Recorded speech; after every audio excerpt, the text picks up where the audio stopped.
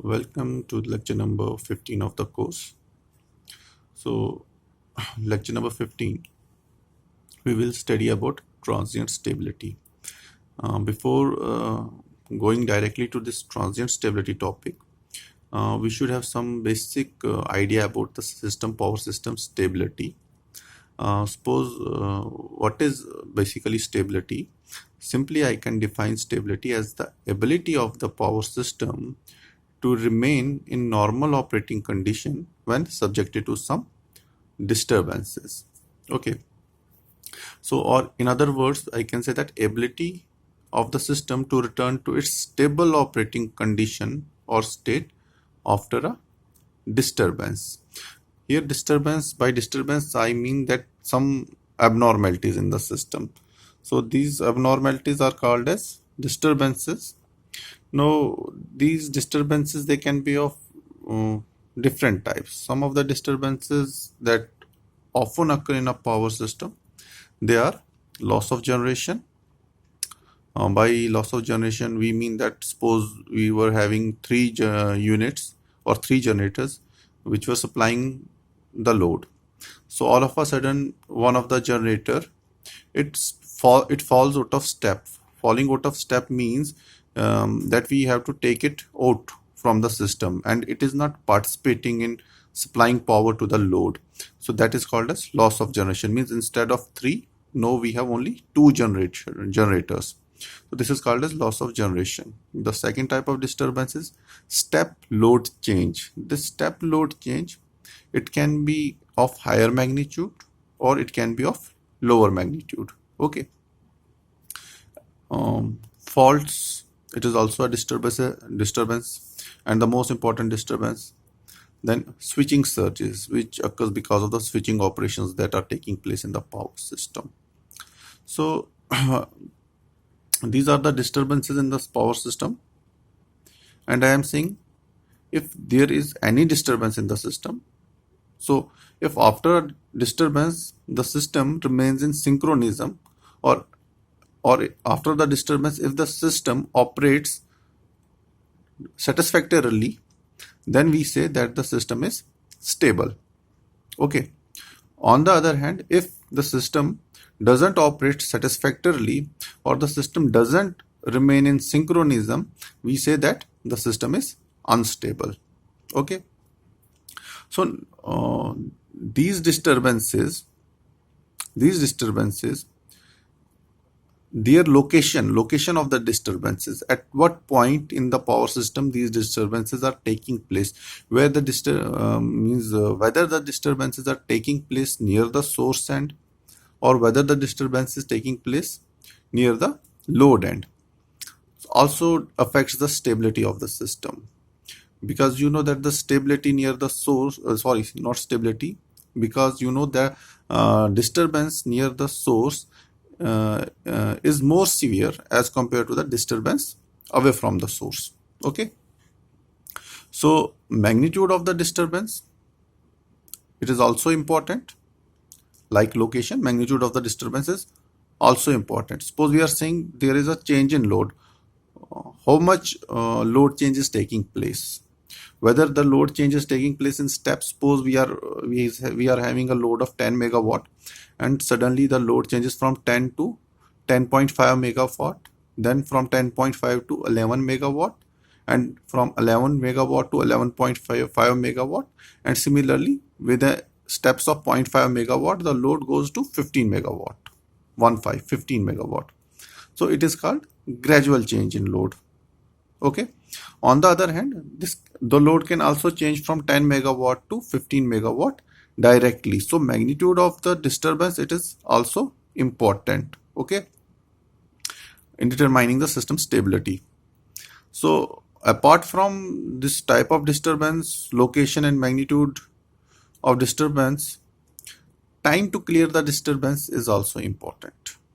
Okay, suppose we are saying that the disturbance, okay, means we are not, suppose if we are not able to rectify the fault, or we are not able to clear a disturbance within some particular time frame, which is called as the critical time, clearing time, then the system may lose synchronism and the system may become unstable. So time to clear the particular disturbance also has a significant effect on system stability. Now this stability, it can be broadly classified into two categories, okay, depending upon the severity of the disturbance. So the first category is the steady state stability and the second category is the transient stability. Okay, so steady state stability, what is steady state stability? I right now told you that depending upon the disturbance or magnitude of the disturbance, stability is classified into steady state stability and transient stability.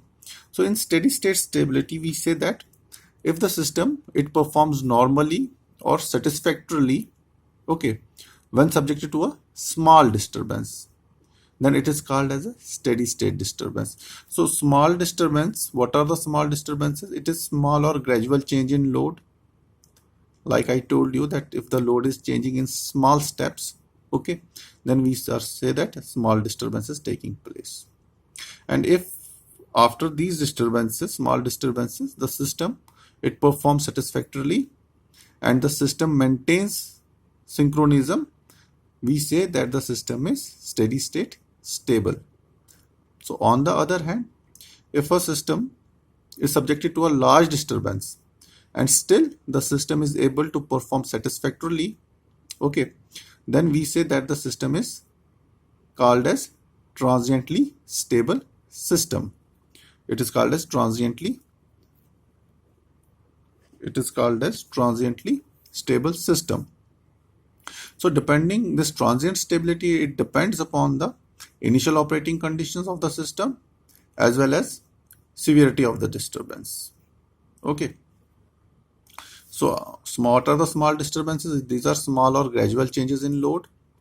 And what are the large disturbances? Faults, switching surges because of the switching operations that are taking place in a power system. Step load change means we are changing the load in steps, big steps. Okay. Then loss of generation. Now this steady state stability and transient stability, they are both associated with some limits which are called as the stability limits or limits on stability. Okay, as we will see in the further lectures that if we are increasing, if we are changing the load by small in gradual steps, we will see that still the system will maintain stability up to some angle delta, which will be 90 degree. However, for transient stability, we will see that the maximum value of delta, it will be less than 90 degree. Whereas for steady state stability, it will be equal to 90 degree. We will see that in the coming lectures. Okay. So first, to explain further stability, I am taking a case of a single machine system connected to an infinite bus. So this is the diagram for a single machine system connected to an infinite bus. What do you mean by infinite bus? Infinite bus, we mean a bus where the voltage magnitude is always equal to 1 and the angle of the voltage is equal to 0, 1 angle 0. So bus 2 is the infinite bus and bus 1 is the bus where machine is connected. So you can see the angle at this bus 1 is E angle delta. Voltage is E and angle is delta. And X is the reactance between the bus 1 and bus 2. So you know that P always flows from higher delta to lower delta. Here I have delta and here it is 0. So E will flow from higher delta to P will flow from higher delta to lower delta. If this, what does this mean? That if that P is flowing from bus 1 to bus 2, this means that this machine at bus 1, it is operating as a generator. Okay, that's why power is flowing from bus 1 to bus 2. So this electrical power that is flowing from bus 1 to bus 2, it is given by the formula EV sine delta divided by X. So I'm saying if the reactance of the line connecting bus 1 and 2, voltage at bus 1 and voltage at bus 2 are fixed. So I'm saying P depends upon sine of delta. So PE delta curve, it will be a sine curve. Okay, it will be a sine curve. So I'm saying that this P is given by EV sine delta by X formula. So we were talking about stability. Okay, so I'm showing here, I'm showing the cross section of a rotor. Okay, and in both the diagrams, here and here, both. Now this one is acting as a generator and this one is acting as a motor. So you know what is the reason for the prime rotor, how rotor moves. Rotor is rotated with the help of turbine.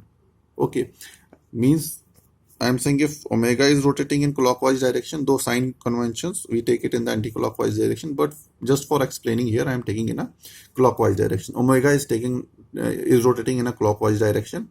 So mechanical torque, it will also be in the clockwise direction. Okay, because it is because of this mechanical torque that this rotor is rotating. So electrical torque, it will be opposite to the mechanical torque. Okay, so this is a generator mode of operation. Whereas for motoring mode, the input to the motor is the electrical power. Okay, and output is the mechanical power. So if I am saying that the rotor is rotating in clockwise direction, the electrical torque, it will be also in clockwise direction, and the mechanical torque will be opposite to this direction of rotation of the rotor. Okay, so this is motoring mode, this is generating mode. So we know that power is equal to torque into omega. P is equal to omega T. Okay, so we have, as long as I am saying that mechanical torque and electrical torque, they are equal. Okay, I am saying as long as mechanical torque and electrical torque are equal, accelerating power will be zero. Accelerating power will be zero because accelerating torque will be zero. What is accelerating power? Accelerating power is nothing but mechanical power minus electrical power. As long as mechanical and electrical power are equal, accelerating torque will be zero. Accelerating torque zero means that the rotor is running at a constant speed. Okay, the moment there is a mismatch between electrical and mechanical power, then in that case we will have some accelerating power, and accelerating power means that the rotor speed will change. Okay, you know that mechanical power is nothing but omega m into Tm, and electrical power is nothing but omega m into Te. Okay, as long as Tm and Te are equal, we say that Pa is equal to 0, which means that the rotor is running at a constant angular speed, and this constant angular speed, it is known as the synchronous speed, means omega m will be equal to omega s. Omega s is nothing but the synchronous speed. Okay, so let's talk about this PE delta curve. So I told you, as long as PM is equal to PE, okay, PM is equal to PE, accelerating power will be equal to 0, and the rotor will run at a constant speed, which is nothing but the synchronous speed. Okay, suppose I am saying here that this is my electrical power and this is the rotor angle delta. So this PE delta curve, it will be a sine curve. It will be a sine curve, and the maximum value of the P will take place at delta is equal to 90 degree. Here delta is 0 degree, and here delta is equal to pi. Okay, delta will be maximum at pi at PE will be maximum when delta is equal to 90 degree. Okay, suppose I am saying this is the mechanical power line. This line is the mechanical power line. Okay, so I am saying that as long as electrical torque and mechanical torque, or electrical power and mechanical power, are equal, the accelerating power will be 0. From this figure, I can see that the mechanical power line is intersecting the electrical power curve at 2 points. One when delta is equal to delta naught, and the second when delta is equal to pi minus delta naught. Okay, so at these 2 points PM is intersecting the PE curve. So at these 2 points I am saying PM will be equal to PE. One at this point, second at this point. We will see further that this region, that when delta is equal to 90 degree, beyond this point when delta is equal to 90 degree, the region is unstable region, and before this point when delta is equal to 90 degree, before this the system is operating. This is a stable, this hole is a stable region, this hole is a unstable region. So I am saying that at this point in a stable region, delta is equal to delta naught, PM is equal to PE. So I am saying that at this point the system is operating at a synchronous speed. Okay, and the rotor is running at a constant speed, that is the synchronous speed.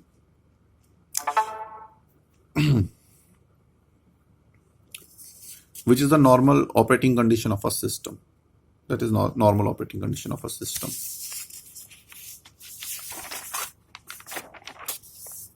So basically in power system stability, we are studying nothing but the synchronous generator stability. So again, I would like to explain further what is synchronously rotating reference frame and why rotor angle is measured with respect to a synchronously rotating reference frame and not the machine reference frame or stator reference frame. I will tell you why. Suppose I am saying this is the mechanical power that is coming from the turbine, and this is the synchronous generator. This is the electrical power, and this is the infinite bus. Okay, where magnitude is equal to 1, voltage magnitude is equal to 1, and angle is equal to 0. So suppose I am saying that the rotor is rotating in a anti-clockwise direction.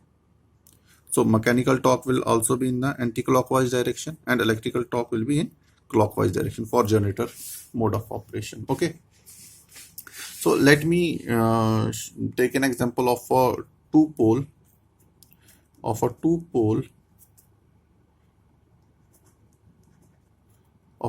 salient machine, salient pole machine. Two-pole salient pole machine means I have two salient poles, one here, and this is a central line. Okay, and I am saying that this rotor is rotating in an anti-clockwise direction at a speed omega r. I told you anti-clockwise direction here at a speed omega r. Okay, now this I am taking this axis here, one axis, straight line. Okay, I am saying that this is a synchronously rotating reference frame. Okay, and this is rotating, synchronously rotating reference frame is rotating at a speed omega s. I am saying synchronously rotating reference frame means this frame is also rotating, this axis is also rotating, this axis is also rotating at a synchronous speed omega s, synchronous speed. The rotor may rotate at synchronous speed, it may rotate at a speed higher than synchronous speed and lower than synchronous speed depending upon the disturbance.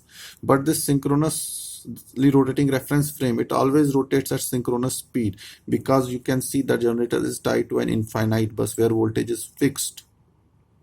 Okay, so because of this infinite bus, the speed of this frame, rotating reference frame, it is always equal to the synchronous speed. That is why we have named it as a synchronously rotating reference frame, a frame which rotates at synchronous speed. Let us take another reference which is nothing but the machine reference frame or stator reference frame. It is shown by this line. Okay, where I am showing this is a stator reference frame which is fixed. Okay, means it is not moving. So when delta will move, if you say if the rotor will move, if the rotor is rotating, then we say if the rotor is rotating, if we will measure delta, we are measuring delta with respect to some synchronously rotating reference frame. Okay, what happens if we will measure this delta with respect to this stator reference frame, means from any point on the stator which is fixed, which is not moving. So in that case, what will happen? With the rotation of the rotor, the angle will continuously change, delta will continuously change. If we will measure delta with respect to this, So with the rotation of the rotor, delta will continuously change. So even in stable mode of operation, when the system is operating in a stable mode, delta will continuously increase. Okay. So if delta will continuously increase, how will you determine stability? Okay. Because electrical power will continuously increase. Okay. So that is why we are not measuring delta with respect to some stationary reference frame. So, and we are measuring delta with respect to some synchronously rotating reference frame. Now, so that the system is operating under normal operating condition. Okay, means the system is in synchronism and omega rotor is rotating, and this frame, it is also rotating at the synchronous speed. So what will happen to delta? Delta will remain fixed because the system is in synchronism, rotor is rotating at a synchronous speed, and this frame is also rotating at a synchronous speed. So delta will remain fixed. Okay, in case of an disturbance, delta will change. Delta will change and delta will again settle to some constant value. Okay. But if we will measure delta with respect to this frame, fixed frame, stator reference frame, what will happen? Even in the stable mode of operation, the delta will continuously change. So how will you determine stability then? Okay. So what are we saying? What are we doing? That is why we are measuring delta with respect to some synchronously rotating reference frame. And we are saying this angle between the stator reference frame and rotor, it is theta. Theta is nothing but the angular displacement of the rotor, from stator, okay, from stator reference frame at any time t. And delta is the angular displacement of the rotor from the synchronously rotating reference frame at some time t. So what will be theta equal to? So theta will be equal to omega s into t plus delta.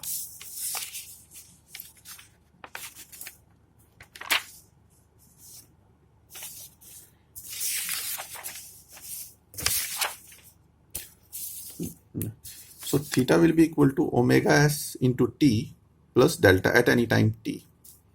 Okay, so I am saying that electrical power, it depends upon delta when E, V and X are fixed. So as PE increases, so I can say PE will increase with increase in delta and PE will decrease with decrease in delta. As long as